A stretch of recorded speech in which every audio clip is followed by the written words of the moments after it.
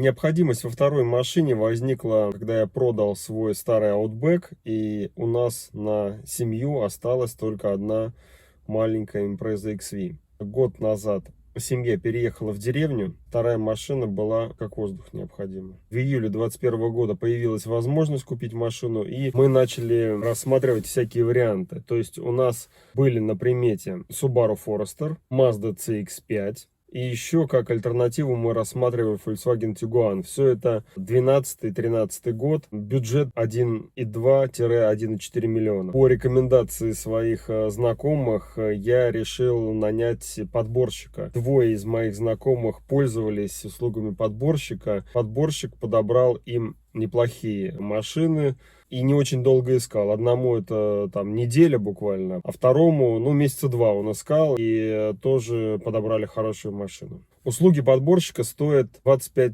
тысяч рублей. Ну, это примерно, может быть, где-то больше, где-то меньше, может быть, зависит от бюджета машины. Ну, по договоренностям нашему подборщику мы отправили 15 сразу, и 10 я должен буду заплатить после того, как подборщик подберет мне машину. Забегая вперед, скажу, что нанять подборщика было моей ошибкой. Все свои машины, которые у меня были, а это, по-моему, 7 или 8 машин, на которых я ездил за свою сознательную жизнь, я выбирал и подбирал сам. Последние две машины, это Subaru Impreza и Subaru Outback, я как раз покупал сам, выбирал сам. Outback я вообще, наверное, полгода мониторил рынок, смотрел разные варианты. А Импрезу я тоже где-то месяца 4 так присматривал, и потом бах, и купили машину. Сейчас не об Импрезе, сейчас о Форестере. Как протекает работа с подборщиком? Я представлял, что сейчас этот товарищ нам выкатит варианты. Я на эти варианты посмотрю и выберу тот, что устраивает. Он его смотрит, потом он говорит мне, надо смотреть вместе. Выезжаю, смотрим, берем машину. Это был бы идеальный вариант, но в моем случае это как бы вообще такого варианта не было. Он смотрел только свежие объявления на Автору и на Авито. Каким-то магическим способом он заключал, что да, эту машину стоит посмотреть, или нет, эту машину не стоит посмотреть. Я не понимал, что вроде бы классная машина, она вроде бы в рынке, она вроде бы устраивает всем по желаниям, и он ее не смотрит и говорит, нет, это не вариант. У меня были достаточно жесткие требования к автомобилю. Это должен быть один владелец по ПТС. Это должен быть оригинальный ПТС. Это должна быть сервисная книжка обслуживания автомобиля. Это около 100 тысяч километров пробега. Салон кожа, чтобы машина не была замечена в крупных ДТП. Коробка вариатор. Двигатель, конечно, я хотел 2,5, но в принципе 2,0 тоже можно было рассматривать. Через месяц я понял, что Mazda CX-5 мы не купим. Ну и, в общем-то, хрен с ней, она отвалилась, и ладно. Оставались варианты с Форестером, и оставался вариант с Тигуаном. То есть варианты с Тигуанами. То есть Форестер мы в приоритете держали, а Тигуан это, ну, туда-сюда. Шло время. Наш подборщик за 1,5 месяца выехал посмотреть всего лишь 2 машины. 2 или 3. На одну он ездил сам, вторую или третью там смотрел кто-то из его, ну, я не знаю, как они там, партнер, не партнеры, ну, в общем, не сам он смотрел. Другие автомобили, вот, которые как бы возникали, он по каким-то первичным признакам сразу просто отметал. Я не понимал, почему. Я удивлялся, как он, вот, обладая информацией там со вторучки, сразу говорит, эта машина там банан, то есть ее там, ну, она где-то ее занесло, ее долбанул об столб. Или вот эта машина, там написано, что царапины, а на самом деле она там в круг вся крашеная. Вроде машина ровная, а он говорит, что там она в круг крашеная, там, или у нее там менены двери. То есть много всяких таких моментов, которые, ну, о которых мы не могли догадаться, глядя на объявление. Ну, мы бы, наверное, и не стали бы догадываться, почему оно так, и ждали бы свой единственный вариант, если бы не кривая обратная связь с нашим подборщиком. То есть первый раз, например, он ушел со связи, наверное, дней на 5. Вроде бы он сказал, что он там в ДТП попал, там надо ему с машиной разобраться, и тогда, да, тогда он возобновит работу. Ну, хорошо, ладно. Потом еще дня на 3-4 он пропал, хотя как бы я пытался до него и дозвониться, и дописаться, и в WhatsApp я ему писал, и в телегу. Причем я ему накидывал варианты, которые надо было либо дать какое-то свое заключение, либо съездить посмотреть. Никаких ответов не было. Я уже тогда начал напрягаться. И потом, как бы крайний вариант, когда он пропал со связи тоже дней на 5 и не отвечал. В понедельник я кинул объявление подборщику, он не ответил. Во вторник я во второй половине дня позвонил сам владельцу. Он говорит: вы знаете, вчера у меня машину посмотрели, в общем-то, если там в четверг там все получается, там с задатком, с оформлением, то в четверг она у меня уедет. Поэтому вы, пожалуйста, смотрите, если объявление в четверг не пропадет, вы мне звоните. Если пропадет, то машина продана. Но я понял, что вариант хороший, уехал.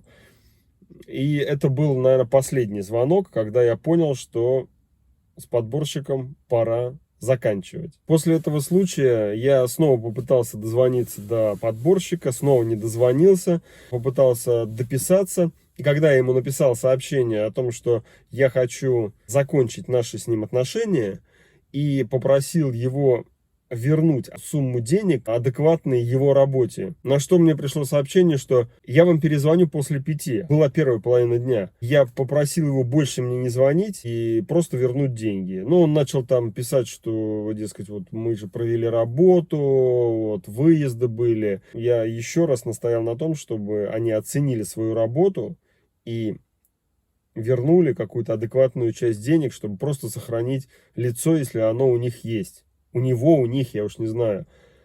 В итоге он мне вернул половину, 7,5 тысяч. И, в общем-то, на этом мы закончили. После этого я оплатил 5 расширенных отчетов на Авто.ру и начал сам смотреть машины. Что я получил, когда оплатил эти отчеты? Что я увидел? Я увидел то, что видел мой подборщик эти 2 месяца. Только у него, видимо, расширенный был, как бы, не 5 отчетов он оплатил, а может быть там 25, чтобы это было дешевле. В общем, в среднем отчет один стоит где-то, ну, от 70 до 120 рублей. Это стоимость того, что ты снимаешь массу вопросов, еще даже не сделав звонка по объявлению об автомобиле. То есть даже сомнения снимаются, нервные клетки не жгутся, нет никаких догадок и прочей рефлексии. Что можно получить по отчету по дополнительному? Вот я сейчас покажу это. Ну, например, находится ли машина в розыске? Действует ли ограничение регистрационных действий на данное транспортное средство? Находится ли машина в залоге? Совпадает ли количество фактических владельцев ПТС с тем, что указал в объявлении владелец? Участвовала ли машина в ДТП? Производились ли страховые выплаты? Если производились, то в каком размере и на какие компоненты? Есть отчеты даже с полной раскладкой, что менялось, что снималось, ну, был монтаж-демонтаж узлов каких-то, где была какая покраска, то есть все это, там такие километровые записи, там, ну, на 25 тысяч рублей, на 80 тысяч рублей я видел, на 150 тысяч ремонта, то есть все это расписано. Есть информация о том, работала ли машина в каршеринге или такси. Для моего варианта не актуально, а для тех, кто покупает Solaris, Kia Rio, это прям вообще топчик. Замечена ли машина в аукционе битых машин, то есть не получилось ли так, что из этой машины там слепили какую-то конфету из частей других машин. Есть даже информация, когда автомобиль проходил технические осмотры и указаны номера диагностических карт. Видны оформленные страховые полисы ОСАГО. Также видна информация по штрафам. Я видел машины, у которых по 35 штрафов. Там по 20, по 30 тысяч висит неоплаченных штрафов. Если штрафов много и они болтаются, висят, скорее всего, по этому автомобилю открыто исполнительное производство, и, возможно, приставы уже наложили запрет или идет дело, и скоро будет наложен запрет на регистрационные действия. То есть может получиться так, что ты машину видишь, что вроде бы запрет еще не наложен, но пока ты ее купил, пригнал, записался в ГИБДД, чтобы поставить на учет, прошло несколько дней, ты приезжаешь в ГИБДД, и наложен запрет на регдействие. И нужно погасить штрафы, получить бумагу от судебных приставов, и только потом можно встать на учет в ГИБДД. То есть это Это просто вот такие подводные камешки небольшие, но которые здесь сразу же становятся видны. То есть, оплачивая, как я говорил, от 7, ну, от 80 до 120 рублей за один отчет, можно получить расширенную информацию об автомобиле, которая сформирует уже некое мнение не только об автомобиле, но и о владельце и условиях ее эксплуатации. Кстати, да, я видел машины, у которых пробег вот так вот крутился вверх-вниз. То есть сначала там был пробег 120, ее продавали, потом бац, пробег стал 80, ее продали, потом он стал 150, и потом его еще крутанули до сотни. То есть вот несколько раз у машины крутился пробег, и сейчас эта машина продается, два владельца, и пробег там 100 тысяч, машина в одних руках, как будто она вообще в одной семье была, всегда на глазах там.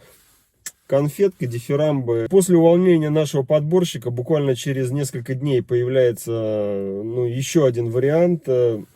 На вторую я его пробиваю по отчету. Машина получается очень прям кристально чистая по отчетам, то есть штрафов нет.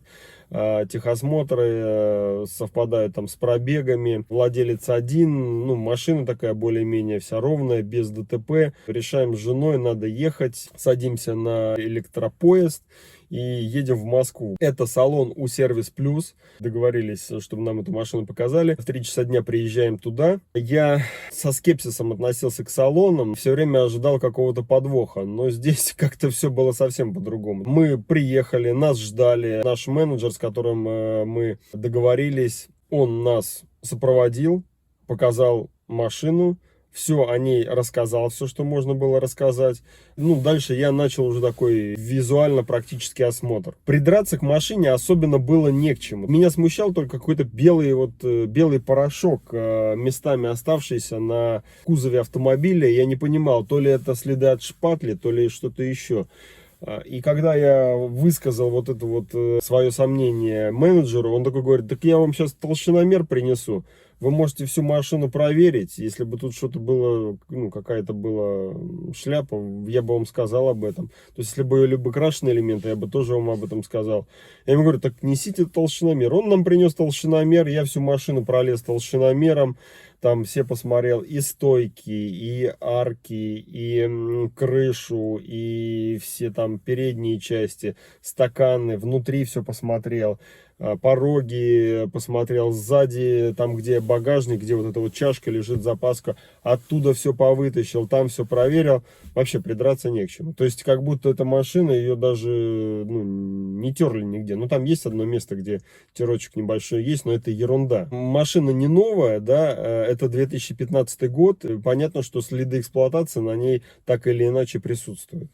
Более того, когда уже у нас шло оформление, я слышал, входящие звонки идут, менеджеры на них отвечают, и они прямо людям рассказывают о том, что вот эта машина, да, у нее есть крашеная деталь там или две крашеные детали, то есть они о дефектах рассказывают. И что я нашел? Я нашел только один негорящий стоп-сигнал, левый у нас не горел, а у них это было указано в их талоне, который они давали.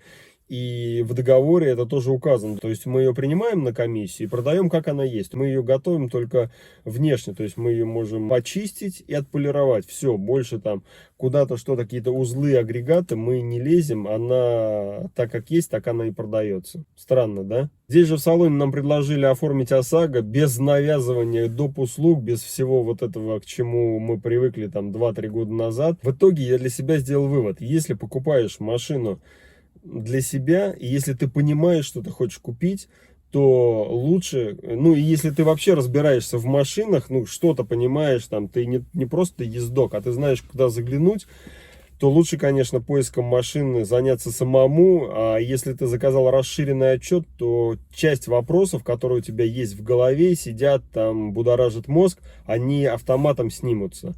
То есть, если машина кривая, то по отчету это сразу видно, что она кривая. И сейчас сложно продать кривую машину так, чтобы она нигде не засветилась.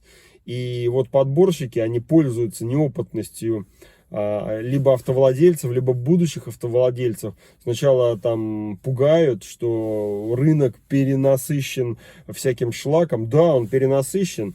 Плохих машин очень много на рынке. Но это не значит, что человек, обладая там светлой головой, не сможет выбрать себе нормальную машину. Менеджер салона удивился, когда узнал, что мы воспользовались сначала услугами подборщика. Говорит, ну, можно же было купить машину в салоне, а в салоне все вам расскажут и покажут. Я говорю, ну как, обычно в салоне там нахлобучивают, там, будь здоров. Он говорит, да нет, сейчас такого нет.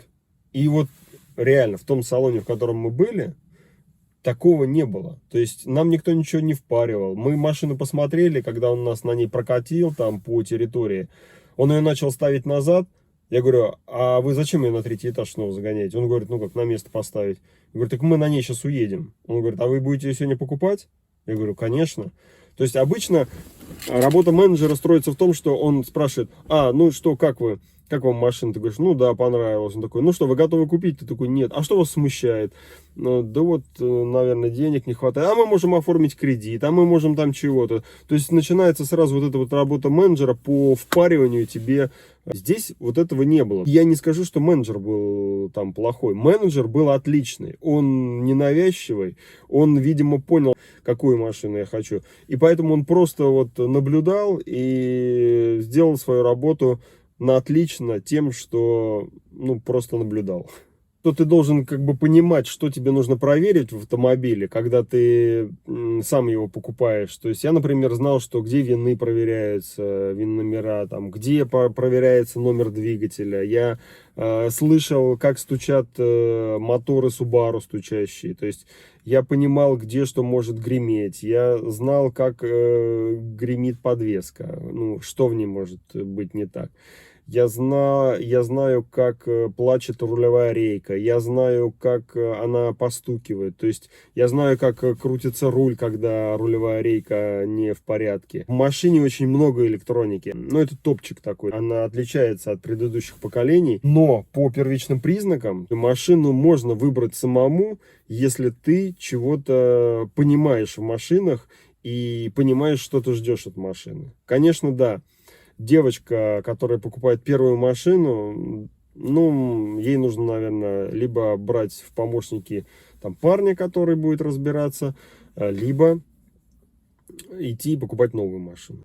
Обладая мозгами, расширенным отчетом со второго, выбрать машину самому. И не спешить, ни в коем случае.